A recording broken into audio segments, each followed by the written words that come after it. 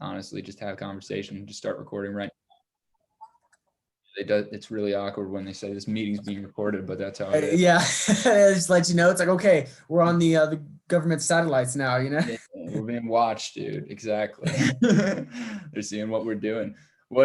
So how did you get into it in the first place? How did you find ultra marathon running? And then I also saw you're doing cross country skiing as well, or like, is that outback skiing where you climb a mountain? It's yeah, so it's backcountry skiing is what they call it, or now there's a kind of a term for the type I do is called ski mountaineering, and that's mainly the the nice onesie tight suit there and very minimal skis to where it's just extremely hard to stay in control. I could imagine. What's the difference between mountaineering and just regular backcountry skiing? I would say the main thing about ski mountaineering versus backcountry skiing is all about the gear. For ski mountaineering, it's full on races, so it's almost like an ultra, not quite like an ultra, but like a running race where you do have like checkpoints to where you start off skinning and then you'll have to take off your skins at the top, and there'll be a certain area for that and going down. But mainly, it's just when you're doing true backcountry skiing, you always want, depending on snow conditions, a heavier ski for a better ride down. You don't necessarily want a 65 underfoot ski, which is what a ski mountaineering ski is, on a powder day, because then there's no floating. How is that carrying those skis up the mountain? Are they broken in half, or do you have to like put them together at the top of the mountain, or just like regular skis? Yeah, just regular skis, yeah, just really small. Just like that much underfoot to ski on, which is, and the length is only 164, so it's not. I mean, it comes up to like the shoulder. Nice. How long does that hike take?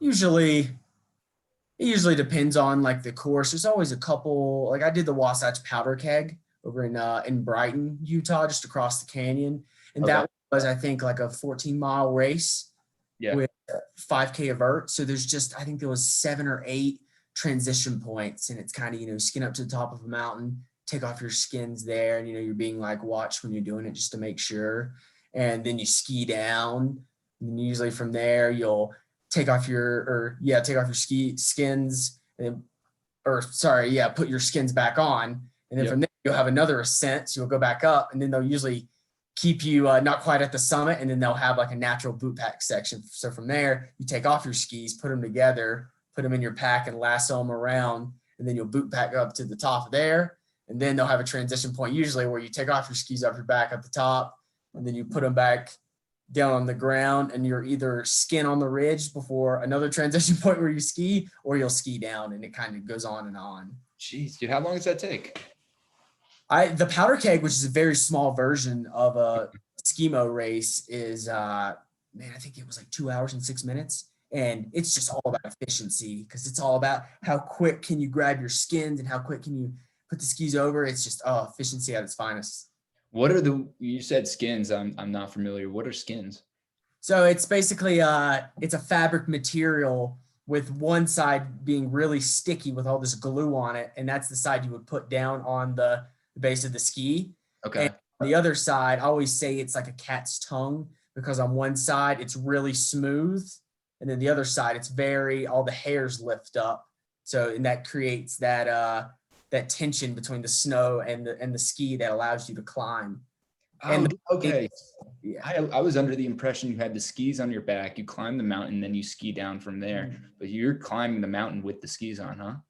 Yeah. And the skins, it's just like a big cloth, it's always hard to explain, but there's just like a rope at the top, and there'll be a groove on your ski to where you put that on, and then you'll go straight down the ski with it. And then from there, it'll be stuck on, because that glue is, for the most part, when you get new skins, that glue will last for a couple years if you take care of it. And when you're done with your skins, you fold them back in, and then you'll put them and they fit in very small places. It's just super efficient, Damn, that's perfect. I like that little. And that was just something I got into. I'm sure Kilian Jornet, runner, but that is the reason I started doing it. Him and another friend of mine, Joey Campanelli, that lives here in Alta as well.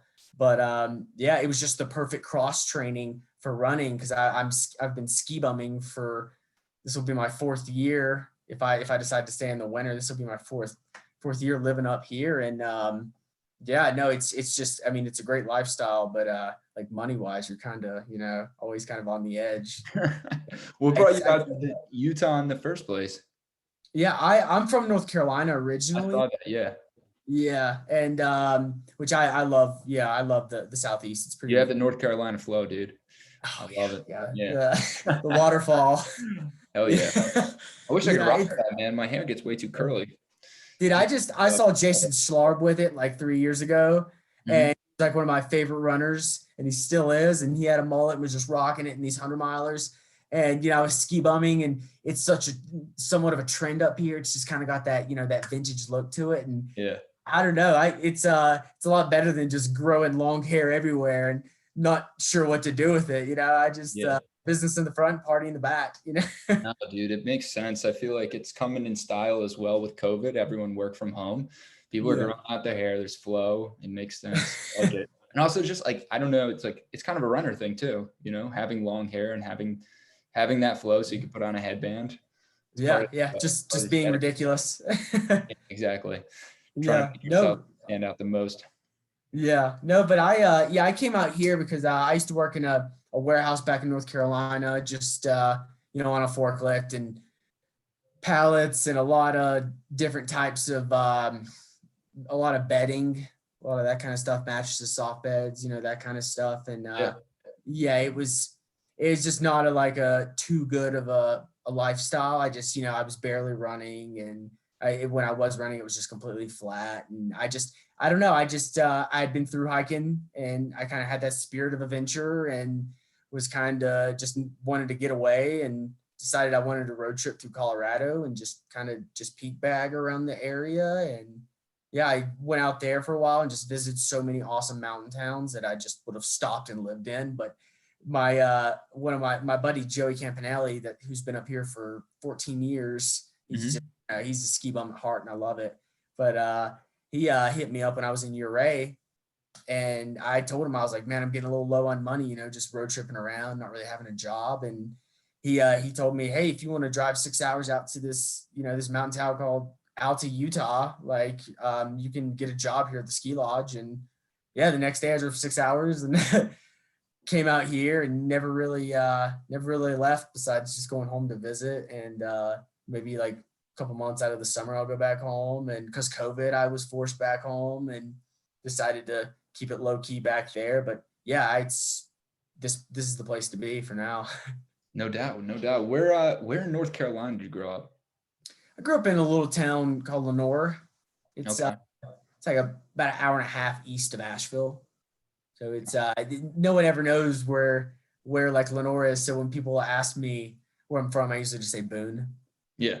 Okay. Yeah, right there, Appalachian State University. Yep. It's the closest place. I know. I got you. Whenever people ask me where I'm from, I tell them from Princeton, New Jersey. And yeah, it's just like if everyone in New Jersey, it doesn't matter where you're from. If you're like in a 100-mile radius of Princeton, you tell them you're from Princeton, New Jersey. So that's just kind of how it is. It makes it easier for people to understand where you're from. But yeah, I'm curious to know, did you ever see yourself doing this kind of like lifestyle? Did you ever see yourself moving out to Utah when you were growing up there? And then we can kind of dive into, I would love to hear just how you got into ultra running from there. Yeah. No, I never imagined. I learned how to ski here. Like I did a little bit of skiing and just regular resort skiing in North Carolina. Ice, just skiing ice, and it's pretty crap. But no, I learned how to ski deep powder here, and it was just one of those things. I never thought I would move out here and work at a ski shop or work in a ski lodge and kind of just bum around. And I don't know. It was just once I was up here and I started running before the winter came, it was so good. And, then the winter came and I had to take like 4 months off running. So I was skiing, and that's like really nice for the hips, just really nice strengthening. And once the summer came around, I decided to live in the lodge during the summer. And that's when I got hooked. Like people will come here for the winters, but the majority, or at least definitely the majority of the runners, even the backcountry skiing guys, I mean, this place in the summer is just, it's an endless playground, and there's just trails everywhere and different canyons, and you can just link some epic routes through this canyon that it's just so epic. And that's the reason that I'm still here, is that once I dove into backcountry skiing and started learning about avalanches and just conditions and knowing when to turn back, it it really gave me that like sense of awareness during the summers as well, when you're pushing and you're like, hey, like today's not my day, let's turn around and take it back, and live to run another day. But it's oh man, this place is it's pretty incredible. And my parents came out and visited me through the winter and stuff, and they came out here and they were chilling in the lodge, looking outside, and just, you have 11,000-foot mountains just staring at you everywhere in every direction, and it's just incredibly easy to get up those, and just accessibility wise. And they looked at me and they were like, you're never going to come home, are you? And I just had to tell them, no, it's just, I'm sorry, but this is, I love, Boone and Asheville and those Southeast awesome mountain towns. But this is definitely where I'm at. Yeah. It sounds like they were about to move in the lodge with you. Yeah. Yeah. Oh man, it's wild. They just looked outside. I get that though. You live in a beautiful place, for me, it's the ocean. I always want to be close to the ocean. I was landlocked for like a year and a half and I realized I couldn't do it. But I see the ocean. I'm just like, yeah, I never want to leave from this area. And hopefully I go to a place that's a little bit warmer eventually. I'm in Boston right now, but I really always wanted to go to like Florida. And I don't have like a destination in Florida either. It's just like anywhere where I'm close to the coast and I can just go to the ocean all the time and it's warm year round would be perfect. Yeah. But I also see the mountains super appealing. That's what I love about the United States. The diversity in terms of geographics is off the charts. You get every single kind of atmosphere that you want in just one country, which is really cool. Yeah. No, totally. What I'm curious to know what got you into ultra running, because I mean, I know you ran cross country, and then a lot of people run cross country, but nobody jumps up to those 100 milers, 50 milers, 50Ks. Yeah. No, so actually the thing that really sparked the fire for me was when I was through hiking trails. I ran cross country and track in college, Marshall University, little very small. I would say it was a pretty solid little mountain town, not quite, Asheville status, but it was nice. It was out in the sticks for sure. But no, I ran cross country and track there for a year, and I wasn't quite mature enough for the college lifestyle. I'll go ahead and be honest about it. I partied too much, just I don't know. I didn't really, I thought since I was an athlete there that everything was going to be given to me, and that's just not the case. And I made it that year, and I decided that, I was pretty done with school. I didn't really want to continue on. So I ended up, pulling the plug on that and kind of going home and, getting that job at a warehouse for a couple months, and noticed I had a free summer. And my dad actually like looks at me and he was like, hey, like there's this thing called the Appalachian Trail. Like, Georgia to Maine, you don't really know what you're doing with life. Like maybe you can go out and camp for 120 days, and afterwards you'll have some sort of an idea what you want to do. And May 11th, 2016, I started the Appalachian Trail, and it was everything I thought it would be and more. It was definitely life-changing. That was the first time I've ever had that spirit of adventure, and just the free flowing atmosphere, and the willingness to continue going day after day to complete such an objective that no one really cares about. It's awesome to yourself when you're like, oh my God, I did that. But like, in the long run, like no one really cares. So it's, it's pretty, it was an incredible experience for me. And afterwards I was already thinking about what's next, and went back and got the same job at the warehouse and made more money. And throughout the winter, and, summer rolled back around, and I was going to wait 2 years to do the PCT, and I had enough money to where I felt comfortable out there. And May 11th of 2017, I started the Pacific Crest Trail, and I'd never been on the West Coast before. That was all new to me. And California is one long ass state. That's that's definitely, oh my God. But no, I loved it. I mean, it was, yeah, I don't want to keep saying incredible, but it was just, it's just, yeah, it was just the changes. You start from the desert in the Mojave for the first 700 miles. You're in the desert in Southern California with all those awesome little mountain towns and ski resorts, and then you know make the push up to the Sierras, which are the best part of the trail. I think everyone would agree with that who's done the Pacific Crest Trail. Is the Sierra Nevada mountains are it's pretty much the absolute peak of the Pacific Crest Trail. And yeah, that was the year I did it. There was a huge snow year, so it was even more epic. Mm-hmm. And yeah, it's just there's always such trail talk, like right when you're at the desert and you can see the white covered mountains and you're like, man, we're going there next. And everyone just starts saying the word impassable. The Sierras are impassable. And a lot of people just refuse to believe that. So a lot of people were going up to Canada and then flip-flopping back down, which, at whatever way you want to hike a trail, like that is awesome. And, whatever you believe in, that's just, it's your experience out there. Do with it as you will. And I just believe that I wanted it to be hard and I wanted it to be epic. And, for it to be like one of the record snow years, it was like, it just added on to the fire. And, I was stoked to be able to do it that year and be like, yeah, like Sierras, we got through. And after that, I'm not going to say it was a cakewalk because like everything's on fire out there, but no, it was great. Yeah. After you get through California, Oregon and Washington seem like, just a stroll in the woods, which it is. So no, it was great. And yeah, after the Pacific Crest Trail, I went back again and worked at the warehouse job for another winter, and made some more money. And I think I just was not happy with where I was. And I had done an ultra. I did Eastern Divide Ultra, and I was just doing flat concrete miles. Mm-hmm. I felt I had some sort of base going into it, but I had no sort.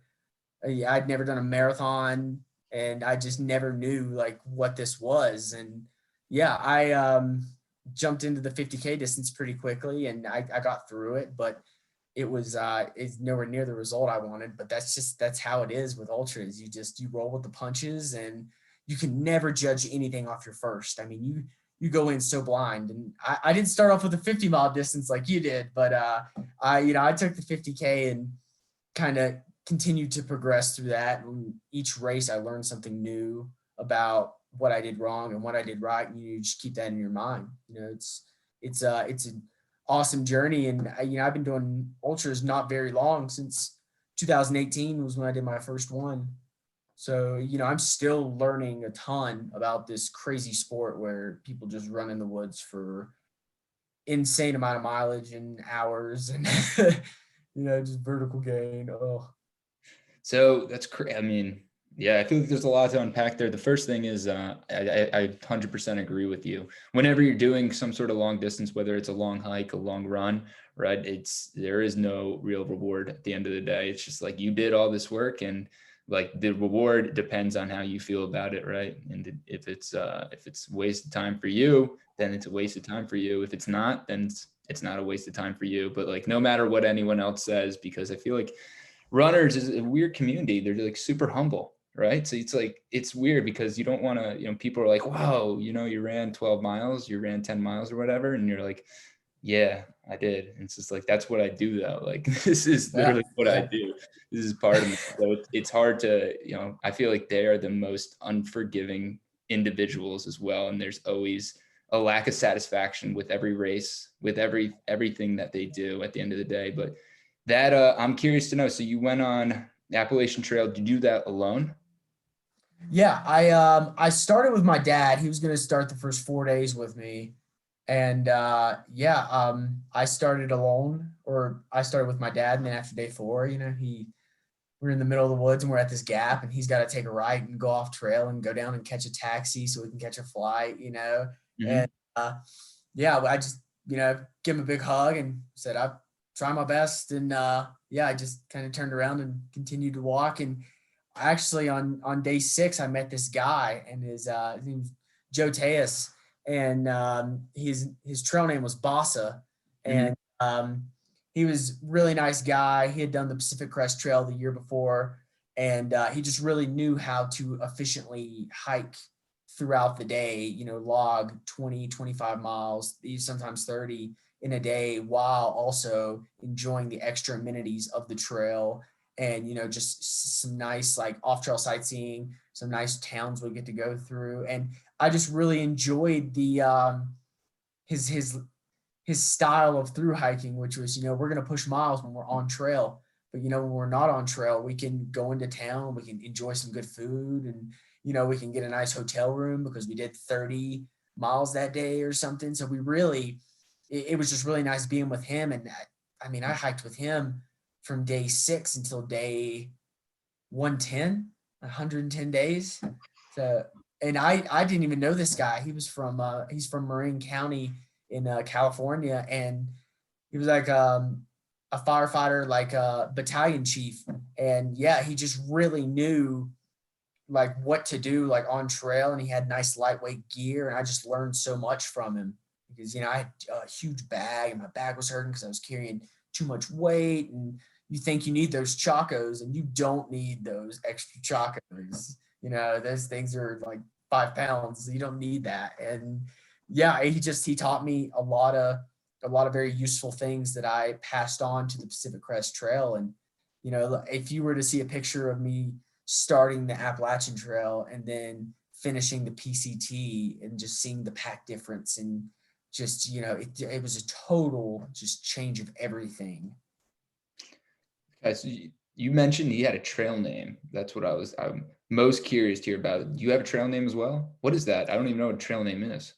Yeah, so trail names are always weird to explain. It's just it's like no one knows about it unless you're a thru hiker. It's a well-keeping secret. It's like Fight Club, like Okay. but no, it's solid. My trail name was Achilles, and that was literally because Bossa, and I'll explain what his name stands for, but I have a tattoo of the foot of Hermes on my shoulder blade there, and he thought he got it mistaken for Achilles, the foot of Achilles, and he started calling me Achilles. I just kind of roll with it because I was like, what, that kind of sounds pretty good. I like the sound of that. And yeah, so he called me Achilles, and he had gotten Bossa on the Pacific Crest Trail, and his name it stands for Big Ass Stone Arrow, and that's because he was walking and he got off trail when he was supposed to take a right turn with a really big stone arrow telling you to take a right turn, and he blew right past it. And he got back to he realized he made a wrong turn. He turns around and he goes back, and his buddies are waiting for him at the stone arrow. And they say, "Hey, how'd you miss this big ass stone arrow?" And that kind of they started calling him Bossa, and it just kind of stuck. I like that. What, when you guys were hiking, how many miles were you doing a day? Anywhere from, I would say, town days, which is, the days where you're almost into town. We would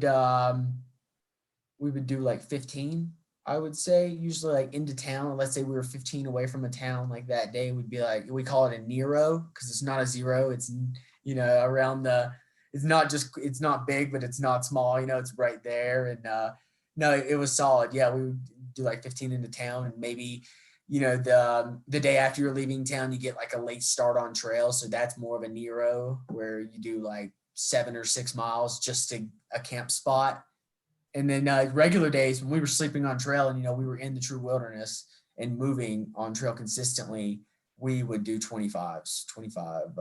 Yeah. And we did a couple 30s, and I did a 40, I think, towards the end, just to try and hurt a lot more.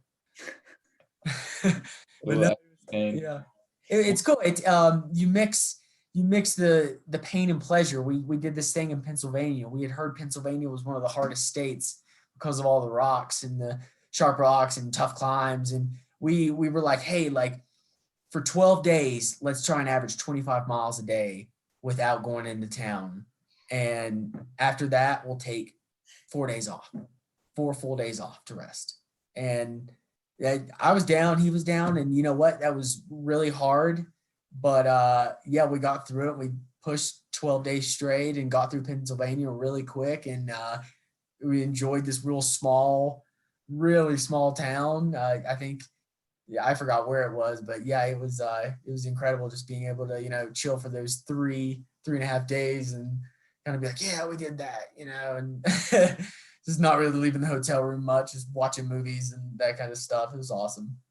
How does it work in terms of going to hotels, going into town? How many towns do you run into? How many times did you have to spend like nights out in the woods in comparison to actually like sleeping in a town?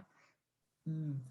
There's a lot of towns on the AT. There's almost too many. It takes away the wilderness factor Okay. a bit. That is not the case for the PCT, especially in the Sierras. But on the AT, it's you could honestly, if you were pushing miles, if you were doing 30s, you could probably hit a town every 2 to 3 days. Mhm. I think so. And not maybe sometimes like not even that. Like it's just sometimes there's two ways to access the same town. So you could, maybe 30 miles before you could go into the same town as, a junction that's 30 miles away kind of thing. It's always, and it's just one of those things where it's the honor system. And essentially, especially on the AT, you could go out to a road, you could hitch 100, 150 miles down the trail and then hop back on like nothing ever happened. Okay. And it's unfortunate that, I would never tell someone how to through hike, but it's just one of those things. Like I walked, I had a continuous footpath on the AT, and that's just because of no fires. I mean, yeah, it was crazy rainy all the time, but no fires to where anything was closed, and that's just what I wanted to do. And on the PCT, that just wasn't the case. There was a ton of fires, and the way that me and my partner saw it was, if we start hiking on this closed trail, wearing masks because of all the smoke, by the time that we get to the next section of trail, it's going to be closed. If we can kind of skip this little 30-mile section just to the start of the next one, then we can actually continue walking on that rather than us doing 30 miles in a day. And then the next day, the next section of 60 miles is closed due to, the fire. The fire will outrun you every time. So the fires, I feel like California now has like a designated fire season, you know what I mean? Places have rainy seasons, they have their fire season. Pretty miserable. How did that affect you just in terms of hiking? What kind of mask did you have to wear? I guess. I didn't go too crazy. I definitely did wear like a buff to where I could actually, I don't know, buffs don't really do anything in smoke. I just had like one of the sawdust mask on. I think that was probably, it wasn't the best option, but it wasn't the worst. Affect your vision at all? Yeah, it did. And, that was before I wore clear lens pit vipers, so I couldn't have that luxury on trail. It was, yeah, it did. I hated it, and that was just one of the things. It's just not enjoyable. And like I said, you can take this section, and you can do this entire section, and then you get to the next one, and the next two sections are on fire, and then the next. Yeah, it just keeps going, and that's the bad. I love California, but like when I did it that year, Southern Oregon was on fire, and in Northern California, and then that was the year that kids were throwing firecrackers into the Columbia River Gorge, which is right on the border of Oregon and Washington State, and they caused a huge fire in Oregon. And once that was somewhat close to being contained, the wind came through and it shifted the ash and all the little burn things, and it completely shifted over to the Washington side, and then Washington got on fire. And it's just, there's so many other factors that are in play there, and you just have to, like I said before, roll with the punches, and just have to be willing to accept that you may not be able to walk every single mile on this trail like this year. Wow, that's rough. Yeah. So I think those are called like flare fires. I remember reading about it in a book sometime, where it's like, it's one piece of like burnt leaf or whatever it may be. When the wind shifts, it takes all this debris and then starts a new fire somewhere else. And then there's like a flare fire that starts up, and then eventually they connect, creates a bigger fire. That's crazy. That's crazy that happens. So I'm curious to know, so my buddy did a crazy hike either I think it was from Spain to like a beach in France. And it's like, it's supposed to be a very spiritual hike. But a lot of people will go there and they'll treat it as like a vacation. They'll stop off at towns, they'll drink, hang out in the town and like kind of party for a night, and then they'll continue to hike. Not really aggressive about the miles. Is that the same thing with the AT? Did you see that at all? Yeah, I think the trail you're referring to is the El Camino de Santiago. El Camino de Santiago. I didn't want to say it and sound completely ignorant. No. Yeah, and I've seen the movie and I love it. And the thing about that is, that trail is mainly, if you're going from hostel to hostel, and that I would totally do the things that they would do. I would go into towns and I would really, try to get if we saw a really big town on there that, had a couple like nice sightseeing places or, like museums or something, we would always get off trail and go check those out. And I wish it was like, the Camino, just because, that is a true pilgrimage. And, it's a lot flatter walking, but man, you're still doing the miles and you're getting to experience like those type of towns and in foreign places. That would be awesome. I'd be drinking wine every night, and that stuff. On the PC or on the AT, it's more of going to town and get a nice cold PBR. Like that was, but I was 20 years old when I did the Appalachian Trail, so they would have to sneak beers to me underneath the table or something. I appreciate that. You're grinding all the time. That's awesome. Even off trail. Yeah. What you said those days you did 25, 25, 25 in a row. What did you do in terms of rest, in terms of recovery? Did you do anything like to prep in between, or you just said, screw it, we're just going to go head first and get this done? It's definitely just one of those things where, if you wake up at 4 or 5 a.m., you have a lot of time to hike. And depending on the section, it was mainly we were just trying to figure out, you would have the nice AT guidebook and it would give you a nice elevation profile. And we would kind of just try and base it off of that and just kind of be like, okay, like, every day definitely wasn't 25.0 on the dot. It would, sometimes it would have to be a little bit more, like 27, just to get to like a designated camp spot with water. Or, we would do like a 27 one day and maybe do like a 23 or a 22. So we would just try to average 25 throughout those 12 days. And that's kind of just, and even we would do 25 in the day. And, if you wake, like I said before, if you get up at 4:35 a.m., you could really, you have a lot of time to hike. And we would always try and do 10 to 12 miles before 12 o'clock, before noon. And that would be our most hiking was definitely in the morning, headlamp on. And we would keep everything accessible in our pack to where we could just eat and walk and we wouldn't have to stop, and moving at a solid enough pace to where we're just consistently, grinding it out and going up the climbs and, stopping for water when we see a nice source or something like that. But other than that, it's just consistent movement. And on the PCT, it's an equestrian trail, so it's very nicely groomed. And the Sierras are very tough, and there are sections to where you're like, wow, like this does not seem equestrian, but the majority is really nice primetime single track. And me and my buddy did like a 54 one day and that was throughout, I think, like 19-21 hours of just hiking. And we had a couple setbacks to where we kind of needed to do that to go into town because we were in a weird situation. But it's just, you have so much time to hike, and we just put little goals on ourselves like that. Like, let's see if we can get 20 in by 3 o'clock in the afternoon. And it's really cool being able to kind of mentally, you're hiking for 9 hours, a lot longer than that. But it was just, you find little victories and you're like, yeah, like we did that. And then, from there, you'll maybe the next day you go into town and you treat yourself to a nice big burger and you're like, we earned this, because you're just burning. I would say, we were burning like 7,000 to 10,000 calories a day, I would say, because I was insanely skinny by the time I was done. Yeah. Big burger, a nice PBR as well. Oh yeah. Who is the buddy that came with you on the PCT?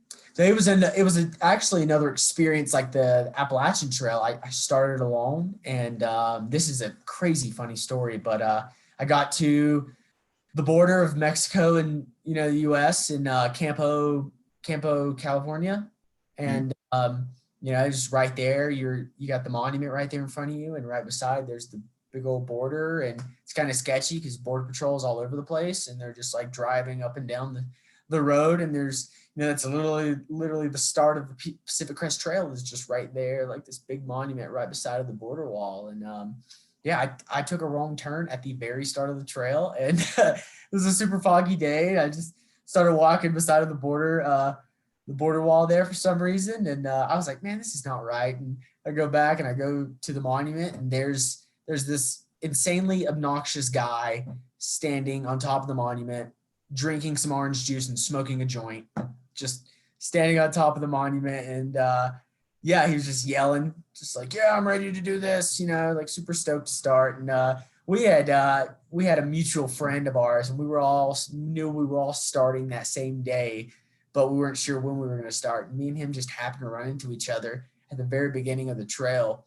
And his name's Nick Johnson, and he's from California as well, in the LA area, in the valley there. And he does low budget music videos for a company. And he vlogged the entire PCT, and you can watch that on YouTube. And he was the funniest guy I've ever met in my life, like to this day. And we hiked the entire trail together, and just like that, he started randomly on day one. I just saw him, and I was like, hey, are you this guy? And he was like, yeah. Hey, are you this guy? And I was like, yeah. And just from there, we both just had the same concept: push miles but chill harder. So we push miles going to town, and do California things, and then get back on trail and keep pushing. And that's just that he was the perfect person to through hike with. He was awesome. No doubt, dude. That sounds awesome. Wow, that sounds like a great guy to meet up with. Tim Johnson's his name? Is that his YouTube?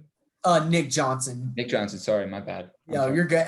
His handle is Nick Went Hiking. Just Nick one. Went Hiking.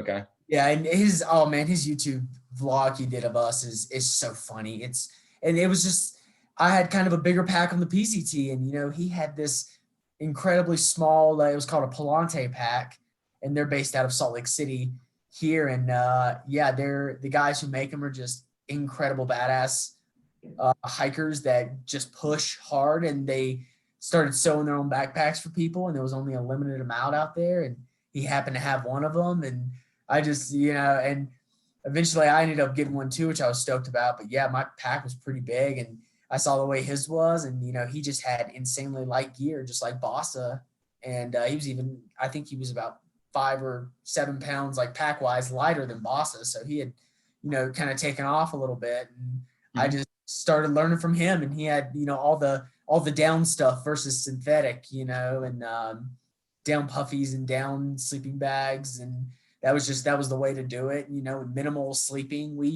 Me and him both, we just brought tarps and bivvies and little air mattresses. I'd never tent camped one night on the PCT. I cowboy camped every night. That's amazing. You do that? You didn't get bitten alive by like mosquitoes or any bugs or anything like that? Besides the Sierras, the bugs or Oregon, the bugs were pretty good. We like by the end of, or by about a little chunk into it, we both ended up just buying some shitty tarps, and we would both just kind of latch them on, because there's nothing worse than like cowboy camping by yourself. That's the freaky part, You're in your tent, you don't want to know what's outside of your tent, you don't care. And when you're cowboy camping, you just hear a twig break, and you're just, you're ready to see if it's a squirrel or a bear. And yeah, I loved it because it was, California weather is pretty incredible. But I think it rained maybe 4 days out of 128. But and that's just the best way to do that. I mean, I just felt like I was more alive, and I, not to get like too spiritual, but that's just, it was pretty primal, just tarp, little air mattress that you'd blow up every night, and your sleeping bag, and then maybe a tarp over you or something. But other than that, I liked if weather was rolling in. Other than that, it was pretty incredible, just kind of keeping it primal. No doubt. Damn. That's awesome. That's awesome. Well, I'm curious to know, I know you mentioned doing California things out in California. My neighbor got me into like taking edibles before I go on a run. And I go out for like when I was training for my ultra marathon, go out for the 20-mile run. And it allowed me just to sink in, focus on the miles, and like allowed time just kind of pass by. But also it was a different feeling of like the actual muscles and my body coordinating with itself. Like I felt like I was very much so in tune in comparison to when I just like went for runs at other times. Did you ever feel that way? Like, did you guys ever smoke before you go out, or like, do you smoke at night? How did that work out?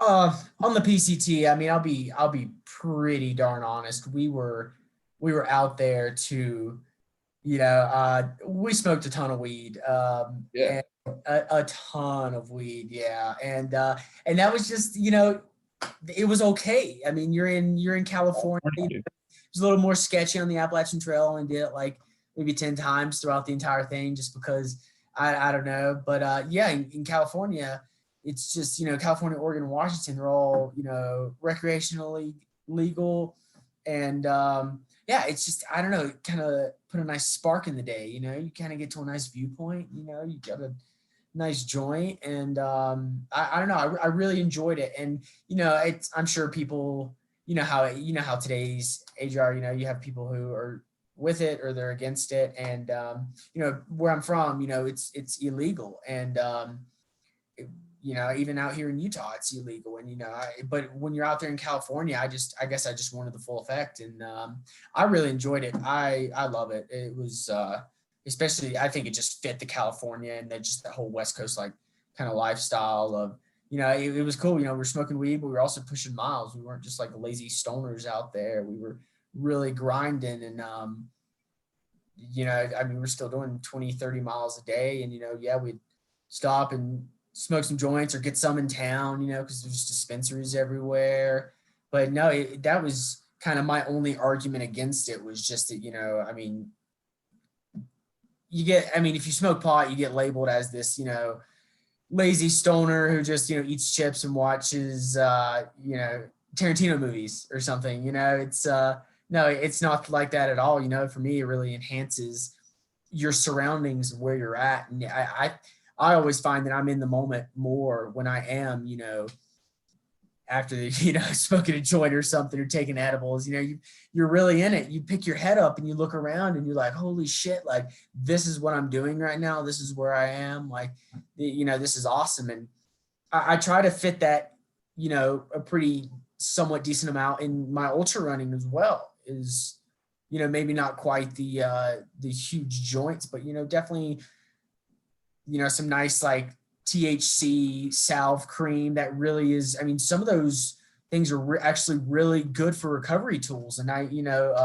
dab extract for a pen, really good for inflammation. So there's logical reasons behind it. And yeah, I just don't like to get labeled as that guy that has a mullet and a mustache and, smokes a ton of weed and runs. It's you know how it goes. It's today's day. Yeah, no, I totally get it. I was actually about to ask you as well if you used that at all for recovery. I didn't know there were effects for inflammation. That's pretty cool.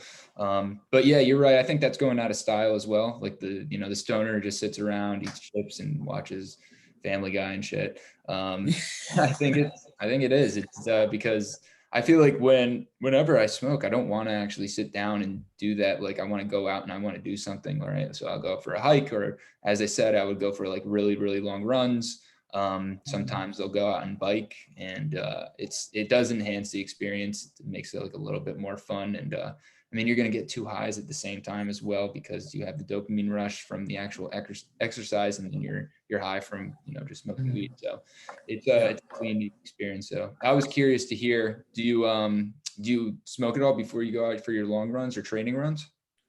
I used to quite a bit, but I found out that when I do, my heart rate gets a touch too high at the beginning of my runs, and I may push that first climb a little bit more than I probably should, just because a little high, and you got the earbuds in and you're blasting some some Rage Against the Machine or something, you know, you're really just finding that groove, and, you know, it's recovery day. You shouldn't be doing that. And yeah, it's always tough. You kind of have to, I stopped doing it. Sometimes maybe I'll just bring a single joint out with me running. And I hardly ever even, you know, end up smoking because I get in the groove, and I just am like, I could stop here for 15 minutes, but I feel great and I want to continuously move.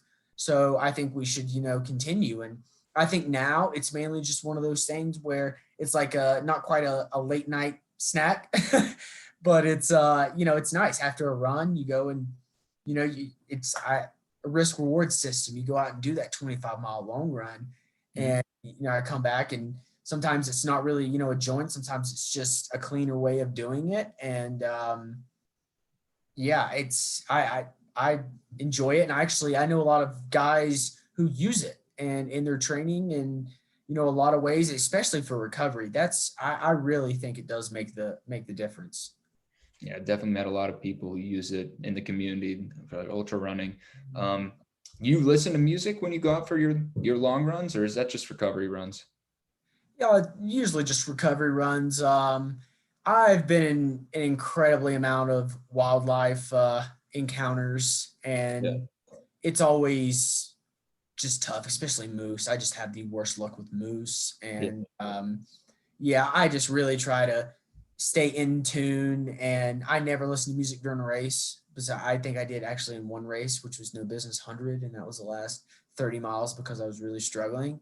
Yeah. But other than that, I like to hear myself breathe and just figure out how hard I'm working up a climb, and that just, it kind of balances itself out on. And, you know, you're not pushing too hard, but you have like the right amount of push to where you can still conversate while running up this climb or power hiking up the climb, just to reserve energy, you know, and then maybe pull away on a downhill. Or yeah, I really like to know like how my body's doing like throughout the run. Yeah, that makes sense. You want to be in tune. What moose, when you get too close to them, don't they grunt or something like that? As like a warning sign to get away. Yeah, and it's just like some of them are really silent, and then if you're during the rut, which is a little bit later in the season, that's their mating season, so you'll hear a lot of the very weird, man, what does that even sound like? It's just incredibly weird noise of a moose trying to find a luscious female out there. And yeah, those are scary. And, you know, the same thing with elk. You know, they have like a little bugle they do. And yeah, it's really freaky out there, especially during the rut, because if you run up on a bull and a cow, which is, you know, the mama, then it's not going to be a good time, because that bull's gonna, you know, it's gonna try and it's going to sack up. It's going to show its dominance right in front of the cow. And if you're in between the cow and the bull, that's even worse. And I've been in that situation. And yeah, when I was backcountry skiing out near Mount Timpanogos here in Utah, I was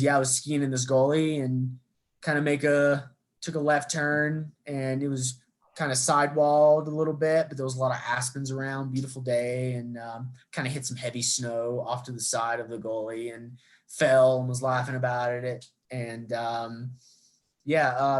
basically the trail in the winter, it's called a skin track.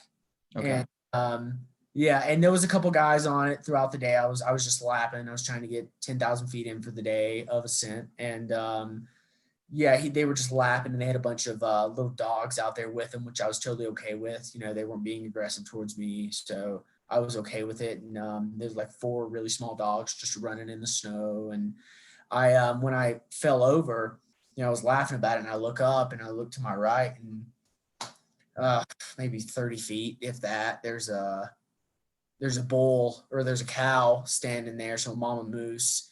And it looks at me really weird, and I'm kind of freaking out a little bit. I just was kind of staring at it, and I failed to see the bull behind the cow. So once the bull comes around the cow for a second, I'm kind of just sitting there really freaked out, and it sees me, it instantly charges. And we had gotten about 8 inches of snow the night before, so it was trudging, and it was going all the way up to it was going really high on the bull. So its full back legs were in the snow, like going all the way deep. And yeah, it was basically charging me. And out of nowhere, these little hunting dogs, like 3 of them, run up to me and they start barking at the bull who's like in charging mode. And it immediately came at me and took a quick left-hand turn and scurried up the hill with the cow. And yeah, I was totally done for in that moment if things would have progressed. And yeah, if those dogs weren't there, I would not be here. So I'm like, I saw the guys in the gully and they were skinning up, and I told them, I said, "Oh my God, like your dogs just like saved my life," and was like thanking them for being out here today. It was just super emotional. And I always like try to take away key things or just, emotions from those situations. And it was just, there's just been so many of them to where it's like, I don't know, they're just, they suck thinking about, but I wouldn't change a thing. I believe that truly everything happens for a reason, and every negative, there's got to be a positive for that, and I don't know. I don't know if it was my day to go, and then out of nowhere, like these dogs just saved my life or something. But I'm very grateful. Yeah, dude. Wow. You owe your life to those dogs. That's crazy. Should I turn on this light, or is it pretty dark in here? It got dark. Turn on. I mean, this is all just going to be like audio at the end of the day. Okay. So that's what I figured. I just wasn't sure. Yeah. Whatever works for you, man. I'm going to hit this. Yeah, exactly. Damn, dude. So those dogs, holy shit. That's crazy. How close was this moose to you? I mean, like how, before it took the left-hand turn, was it like right next to you? Was it on top of you? Like, I'm glad it was such a big powder day the night before, because if not, like it was definitely going to be a lot closer. But the fact that its full legs were going in, it was definitely like not taking its time, but not quite full charge. It couldn't charge fully at that point, but I didn't have enough time to get up and ski off because like one leg was twisted around the other, and it was just a super weird scenario. And I think I was a little shell shocked and was just staring, but I think it was about 15 feet, maybe less than that. And it was enough space to where the dogs came in between me and the moose. And it just, once it heard the barks and like 3 dogs coming over, even though it's insanely way bigger than these 3 dogs put together, it scurried off really quick, and the cow followed it right up the hill. And I'd never been in an encounter like that in the winter, because up here in the canyons in the winter, all of the moose, they move down canyon or they go across the canyon to where it's more flatter terrain and less snow, because up here trudging them, like every once in a while you'll see one, but it is not common. Yeah. I was about to ask you, that was probably your closest encounter, I imagine, with a moose or just a wild animal in general, right? The moose was probably the closest encounter. I saw like 25 black bears on the Appalachian Trail, and those are just really testy. Like the black bears are good. They're not. The problem is they just get like super humanized, and in the Smoky Mountains, they're always, someone gets bit every year, because here's a little trail tip for you: don't put on cocoa butter lotion when you go to sleep. Nothing. People don't hang their food, and that's just, there's the little things like that you need to do to keep that sin away from you. And even keeping toothpaste with you will attract some sort of wildlife. But yeah, black bears never been a problem. I saw one black bear on the PCT. That was it. But I've been in several mountain lion encounters they're worse than the moose. I mean, I thought that the moose would be the worst, but the year before I was trail running in Days Fork, and my Utah people know what that is, but it's across the canyon from us in Big Cottonwood. And I was running up, and I had headphones in like a dumbass, and I don't even remember. Yeah, I came out to this open meadow section, and it was just like out of a movie scene. It was just really tall wheatgrass type, and I don't know how I saw, but I don't know. I guess I just felt like all the hairs on the back of my neck just start to stand up. And in those moments, I just take out headphones and just look around. Like I think that is a sign for something. And I just like take out my headphones and I'm looking around, and just like to my left, kind of, this was a little bit farther away for sure, but a good 40, 50 feet, there's a mountain lion just poking its head right out of the weeds. And what they do is they just stare at you because they're so camouflaged. And I don't know how I saw it, but yeah, it was just like a scene out of a movie. Its head was easily poking out of the grass, and its shoulders were just super buff, and they're just super flexed out, and that's what they're doing. They're just like staring you down, and they're flexing their chest at you, and it's just incredibly intimidating. And that was one of the rare days that I actually had hiking poles with me, because I was doing an uphill workout for a race. And I was so glad to have those, because I just took out both my poles and I just started whacking them together. I had a whistle. That's this DNFit pack I use. It's got a whistle right here. So I was just blowing the shit out of that thing. I was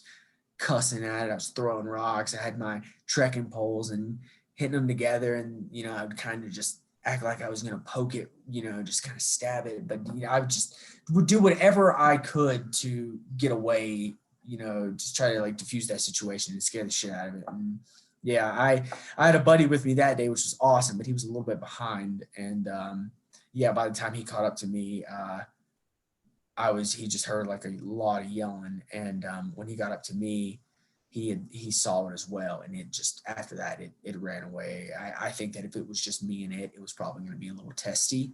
But the fact that two guys with hiking poles, and loud voices and stuff like that, just all those factors, that really eased the situation, which was really, really nice. Because those are the worst. I mean, there you see so many videos now too. I think there's been 3 mountain lion encounters this year, this summer. I mean, in Utah, in these canyons, and they're out there for sure. And they see you before you see them. Mm-hmm. Mm-hmm. Wow, dude, that's crazy. So I know that mountain lions are ambush predators, right? The idea is like they'll look at you and they'll wait for you to look away, and then you'll look back to where they were and they'll be gone. And then all of a sudden they sneak up on you and attack you, and they move lightning fast. So that's pretty scary. Is that the only time you ran into a mountain lion? On the PCT through Southern California, they're everywhere. But they're a little more, like I said, humanized there. So they'll see you, and they'll California mountain lions, man, they're tame. Yeah, it's just crazy to think about, because some of them are kind of smaller, where you're like, maybe I could take that one, but then one of them you see and you're just like, holy shit, like what has this thing been eating, like deer? Because it's massive, and yeah, me and Nick, actually, he is like 6'4", probably 180 pounds, so he's a big guy. And yeah, our approach to that night, we did the 54-mile push into Acton, California, just kind of near LA.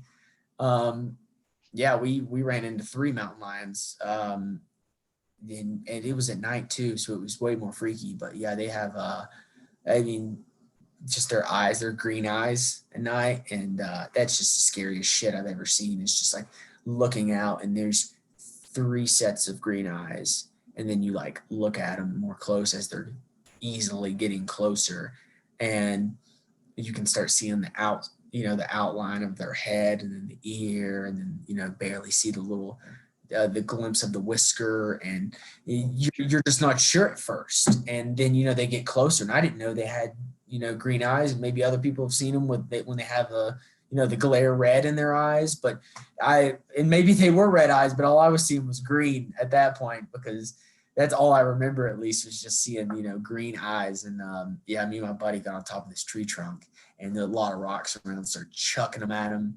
Mm-hmm. And we were hearing they have a very distinct call, or maybe not a call, but just a sound, and it sounds like a baby crying, a baby screaming.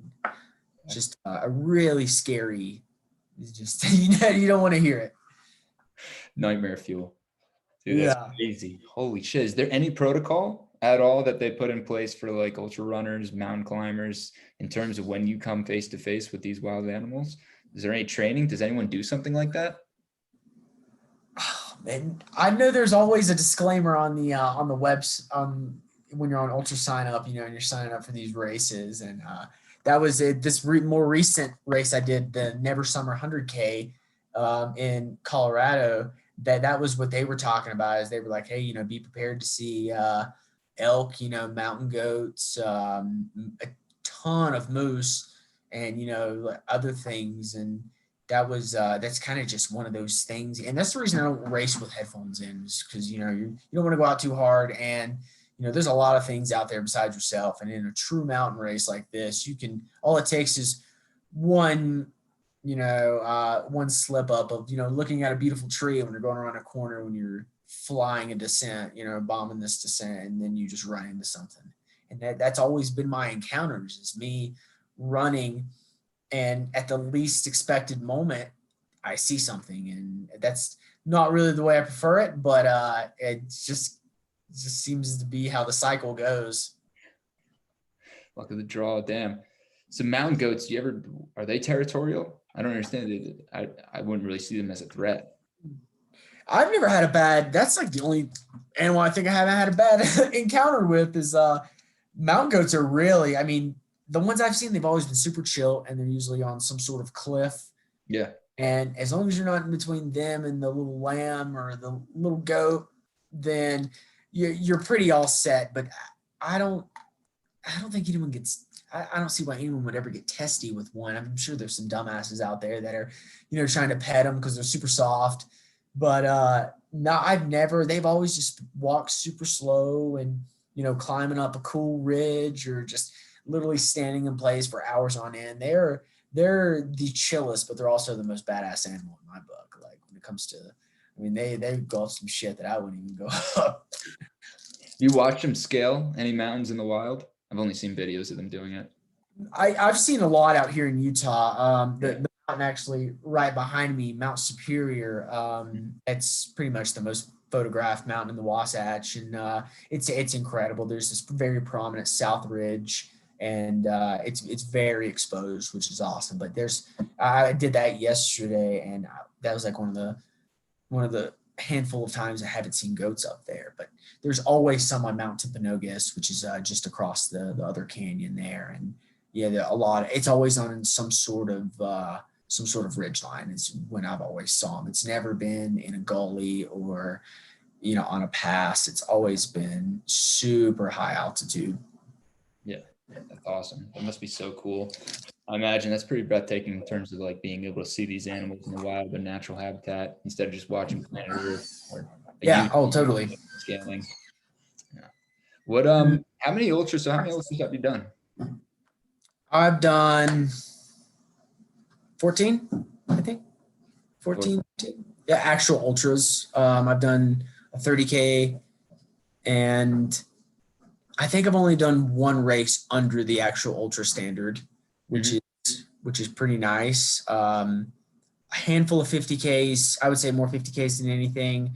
150 miler, 200 milers, and 100K. And I'm really digging the 100K distance right now. Like after just doing my first one, after I made the jump from 50 miles up to 100 miles. I kind of had it in my brain. I watched too many YouTube videos, and I said, all I need to do is go slower and have more calories to eat. And that was pretty much my plan for that, and it works pretty well, but that's just for getting through it. It's not for competitively racing them. Yep. But no, they're learning experiences. Everyone you do, like I'm sure Carl Meltzer, no. Yeah, you should. He has the world record for the most 100-mile wins of all time, and his streak is at 19 consecutive right now. But he's won over, I think, right at 50, and he's 54 years old right now. But my second 100-miler I did, which was last summer, it's called No Business 100-miler in Kentucky and Tennessee area. I raced him, and he was 53, 52 years old. And me and him actually ran together for like 70 miles, and we were flip-flopping for the lead. And he's the most efficient runner I have ever raced against when it comes to going into an aid station and being in that aid station for about 30 seconds. Usually no more than 30 seconds. He goes in, refills his water, gets his gels, and goes. And that's the reason he is the most efficient, and he's won that many 100s. He's incredible. And even at the age of 50, 52, He spanked me. He left me at mile 83, and I think he beat me by like 45 minutes. So he ran it like 1940, and I think I was 20 hours and 30 minutes or 20 minutes there. But yeah. And he at one point he had the Appalachian Trail record FKT. So he did supported style. So we had a crew with him, and he did it actually the same year I thru hiked, which was 2016. And yeah, I did the trail in 118 days. He did it in 44 days. Jesus. So he did like 50 a day somewhere. And I actually met him. It was my first experience with him, as I met him when I was thru hiking in 2016. And now I've run his race, which is right behind me. It's Snowbird Ski Resort. It's the Speed Goat 50K, one of the hardest ultras in the country. I mean, 31 miles, 12,000 feet of vert. It's incredibly tough. Wow. How long did that take? That took me 6 hours and 28 minutes for his 50K. And I really wanted to race it this year, but because I know for a fact I was in shape. I've been in great shape this year. Gonna knock on wood. But yeah, I think I definitely could have done like really not like 5 hours and 50 minutes, definitely under the 6 hour barrier. But yeah, it was, I've been feeling great. And going into, the problem is you have 3 really big mountain races here that are, there's a lot of good mountain races, but these are just true backcountry races to where you just, you're looking around and you're like, where the fuck am I? But yeah, there's the Tushers Mountain Runs, which is here in Utah, and it's out in a very remote area. And a ton of climbing, and it goes up to the 100K distance. And then you have Never Summer, which is the 100K I did, and out in Gould, Colorado, so near Warden, and no service out there or anything. You're starting at 9,000 feet in a very flat area, and you're going up to 12 in a very short amount of time. And that was one of the truest backcountry experiences I've had in a race, to where I'm just looking around and I'm like, man, like, be a long time for someone to come up here and rescue me, or if something goes wrong. And yeah, that was, I love those kind of races. That's really like the true spirit of the sport, is to get to remote places and beautiful places and be able to hurt at the end of it and grind and push yourself. I like that. What do you do? Change it up in terms of training based on where you're going to be going, right? If you're going to Kentucky or you're going to a place with higher elevation, are you changing up your training? Are you changing up the number of miles you're doing? Are you changing up your nutrition pattern as well? Yeah, I was nutrition wise, I was on the GU train for a while, and I hate to bash them right now, but that stuff just does not set very well in my stomach after about 30 in. I don't know what it is about the GUs. I don't know if it's the consistency or the just the flavor choice, or I don't know what's up there. But I switched to Spring Energy, and right now I'm actually with a company called Wasatch Nectar, and they're based out of here in Utah, and they're basically a really good honey, kind of like natural honey GU. And that just, I love honey in general, and it's easy to put down, and it doesn't have that crazy aftertaste of, like a toasted marshmallow GU. And I switch out between Wasatch Nectar and Spring Energy, which is Spring Energy's all time. They're incredible. I don't get anything from them, but yeah, they use all natural flavors, and it's just, there's like 180 calories in one of the GUs. So rather than one of the other GUs that are barely 100 calories per, so you have to take those about every 45 minutes. But with a Spring Energy, you have 180 calories, and you can take one of those about, a little bit over an hour for myself. So you're not putting down 30 GUs, you're putting down 10, 180 calorie Spring Energies that just settle in your stomach. And that's any ultra runner will tell you, you could be the fittest guy in the world, and you start a race and your stomach turns at mile 7 because you're taking too much caffeine or you're taking too much sodium, all at one time. That can completely screw up your day, and all that hard work is now shit if you don't use what you use like in training, what you race with. and you have to mimic it. That's really all it is you're doing long runs in the mountains and you're mimicking the race. So all of my training is about vert. That's the key word. I really only sit at that 60 to 75, maybe sometimes 80 in a long week. That's my sweet spot, is anywhere from 55 to 80 miles in a week. And that doesn't sound like a whole lot, but what that the majority of that is time on feet. And I get 24 hours time on feet in a week. That's pretty solid. And that means the terrain is a lot more slow to move through. And, that's how you mimic your races. You go out on these 6-7 hour runs and, you're only getting about 30 miles in on them. But if you're getting 10,000 feet of vert in that single run and the race is 65 miles and it has 15,000 feet of vert, you're gonna progress very well, as you're already putting in the vert, and it's gonna flow on race day. My sweet spot for vert throughout the week is 20K. That's been my training right now. I'm tapering, or I'm not tapering. I'm taking time off right now after the race. Nothing right now, but before that, the previous 6 weeks leading up to the race, I think 7 or even 8 weeks, it was all a lot of 20K vert weeks. And the mileage was only anywhere from 50 to I think 75 is what I peaked at.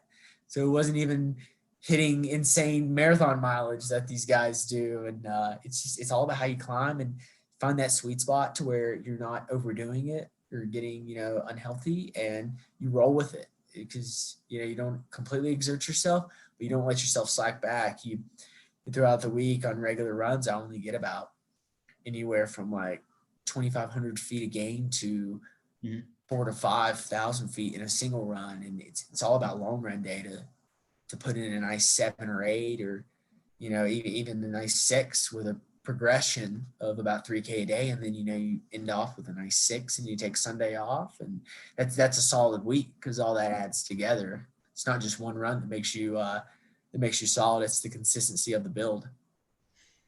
Gotcha. When you're doing those long runs, you're hitting those 20 milers, 30 milers, right? You're out on your feet for 6-7 hours. What are you doing for recovery afterwards? I'm big onto I have an R8 roller, the R8 recovery roller. And, I used to have the nice, like, big foam roller and the lacrosse ball and all that. But the R8 recovery roller has just been super all time for me. It's got like scooter wheels on it, and you just clamp it on your leg, and it does that. Also, like I said before, I use like Mary's Medicinals THC cream on my legs. That stuff is so good. My knee was bothering me a ton after the race, and I rub some of that on there, and mainly just I get off my feet when I'm done running. If I'm off that day, I'll, get on stairs, do some nice stretching, maybe in the day off with some nice peaceful yoga outside, staring at the mountains we have around here, or, I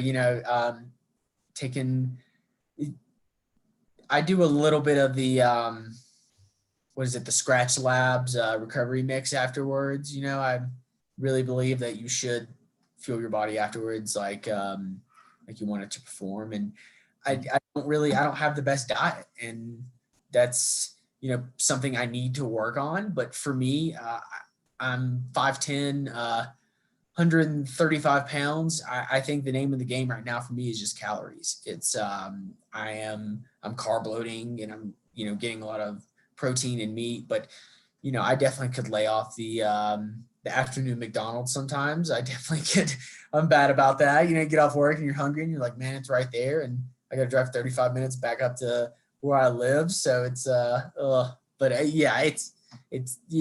still getting better at it, but that's just another thing you can learn from. What's your order at McDonald's?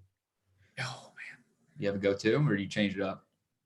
I changed it up between like just regular, just like, chicken nuggets, and I don't know why, but I just got like a hankering for chicken nuggets and some nice salty large fry and a sweet tea. I mean, my God, sweet tea, McDonald's sweet tea, like Jesus. But it's Southern certified. But other than that, I go between chicken nuggets and the quarter pounder. Chicken nuggets, quarter pounder. They do have the best chicken nuggets, in my opinion, out of all other fast food places. They're stellar. Yeah. And that's just, it's probably because I'm biased. I grew up eating a lot of McDonald's as a kid. So Oh definitely yeah. big on McDonald's chicken nuggets. Yeah, and that's oh man, I hate to admit like how bad I eat, but it's so cheap, and like ski bum lifestyle. I'm going to like picking up, Trader Joe's groceries and stuff like that, and that's nice, but after a while that can get kind of like super expensive. So I just try and buy like a lot of stuff I can make, and just you don't really make a whole lot in this lifestyle. But I'm working for Pit Viper now, which is a lot better of a situation. But yeah, it's just one of those things where it's like, oh, it's just a little easier to do that. No, I can't blame you for eating McDonald's. It's amazing. They put something, I mean, it's addicting, right? It's like everyone eats McDonald's. They know it's bad for them. Supersize me, it's I'm just remember that film. It's crazy. Exactly. What how'd you get set up with that job at Pit Viper? So my roommate, his name's Cam Hoffman. He goes on tour with Pit Viper, and he's kind of like one of their reps, to where he kind of sets up the tents at events and kind of flashes the shades around. And I've being in this Pit Vipers, basically they were like they start off. I would say they started off here in Alta, Utah. There's just like a lot of like local dudes that skied Alta, and they just found a way to make really badass glasses, and their market is like incredible. But they caught really quick. And I mean, if you go to your local ski resort, you're going to see a ton of Pit Vipers, like no matter where you are in the US now, where they're so huge. And I'd gotten contact with one of their market guys, Spencer Harkins, because last winter when I was doing a ton of backcountry skiing, I was always wearing Pit Vipers, and they're solid glasses. They stay on your face. There's a ton of, adjustments you can do on the side to where they, if they don't stay on your face, they can. And it's just, I really love that whole vintage vibe. And then, their slogan is, demand respect and authority. And I love that shit. It's kind of, I look ridiculous with these things on, but I'm still better than you, even if you don't think I am. It's just the persona of Pit Viper it's just what I loved. It's like the mullet. It's just like it's awesome. We're here to do some business, but we're also here to fucking party. I caught on with him, and Spencer Harkins, me and him chatted for a while, and he asked if I wanted to be on the athlete program and, just kind of rep Pit Viper. And, I said yes instantly, of course. And I just applied to work in the shipping department for the summer, since the ski shop gig was over for the winter. And I'm super fortunate and stoked to be there. I love the atmosphere. And I was really excited to race, in Pit Viper and Dynafit gear, because I'm also kind of a Dynafit guy as well. But it's just really nice to have like the whole persona up here, and then kind of have everything else. You got the shoes and everything from Dynafit, and the kit, and then the eyewear. It's time to go Pit Viper and the hat. That's awesome. I'm curious to hear about it seems like, so I have a buddy who's really into mountain biking. He's really into camping. He's really into hiking. The community is like something that's probably one of the closest communities that I've ever heard of. I mean, you're talking about like picking up random people on a trail, and then you go hiking with them for over 100 days. Talk to me about that. Like what brings like people so close together so quickly? Just, I know being an athlete, like I had friends immediately, and they end up being my best friends throughout the entirety of my life. Right. But what is it about just the sport and like being outdoors that brings people together so quickly? It's man, that is such a good question. Oh man, Probably pretty hard to put a thumb on it. I mean, yeah, I understand. I'm just curious to know what your thoughts are on it. It's wild how you can know someone for 10 minutes out, in the middle of nowhere, whether you're on the PCT, the AT, or if you're out for a day hike or something. You can instantly like already feel closer to them. Especially, I mean, a good scenario is like through hiking. It's I was out there because I had no idea what I wanted to do with my life, and I knew that going out and walking in the woods for 4 months, or more time could really help me make that decision. And believe it or not, I would say 50% of people that go on the AT, besides the whole, I just want to hike the Appalachian Trail, they have no idea what they want to do in life. And the age difference is usually people coming straight out of college. And then there's a huge gap to where, younger people before, who are taking a gap year, they go and do it, or it's, the elderly man's dream. They've known about it their entire life and they want to do it. And, it's just wild how everyone has this persona in their mind of just like, I have no idea what I fucking want to do with life right now because there's so much shit going on. And I'm not happy with where I'm at. I want to, better myself and really show some good character building qualities. And, I really enjoyed that because that's how through hiking was, every person you met out there that was, hey, yeah, I'm through hiking this year. And, you tell them your trail name and you're already good friends with them. And, Nick, I did not know him before I started. And I consider him, even though I haven't seen him since 2019 or I think 2020, he came to Utah actually, because he lives in a van and kind of road trips around. But, once I saw him, we just instantly picked up the conversation again. I consider him one of my closest friends just because of what we've experienced together. And it's same with Bassa. He's 52 years old. I think he's about 54, 55 now. But, at the time in 2016, when we were on the Appalachian Trail together, I was 20 years old. He was 50 some years old. So a huge difference there. And somehow we just connected extremely well. And I consider him one of my closest friends as well, even though I haven't seen him since 2016. Mm-hmm.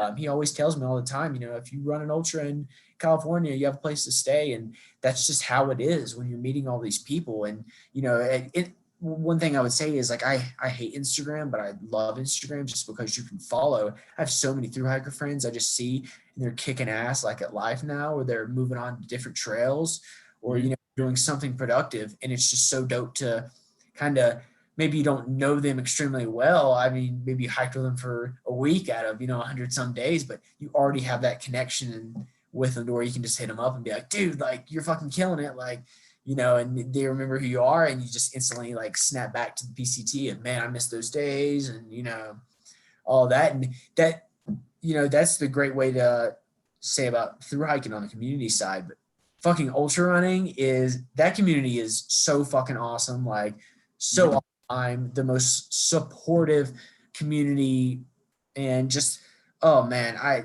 hate to keep saying primal, that word primal, but it's so, you're just running all day. And, whether you're doing a 50K race, 100K race, or even a 100-mile race and beyond that, the 200 milers, people are so fucking supportive in that. And it hypes me up so much. And this previous race, I had oh my God, like the support there was incredible off of complete fucking strangers and people you're pushing with and the guy in front of you and the guy behind you and the people on the sidelines that tell you look better than first place or, just everyone in general of what can we get you, people working the aid stations. And I always make sure to take time out of my day during races to say thank you for volunteering and thank you for being here because, without volunteers, we could not make this happen.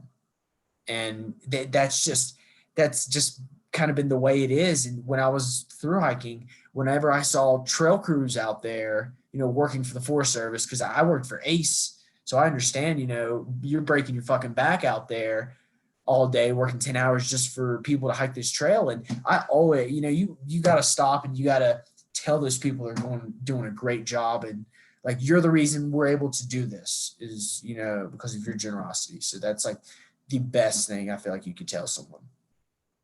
Damn, dude, that's awesome. That's awesome. Hey, we're getting to the end here. I'm just going to stop the recording.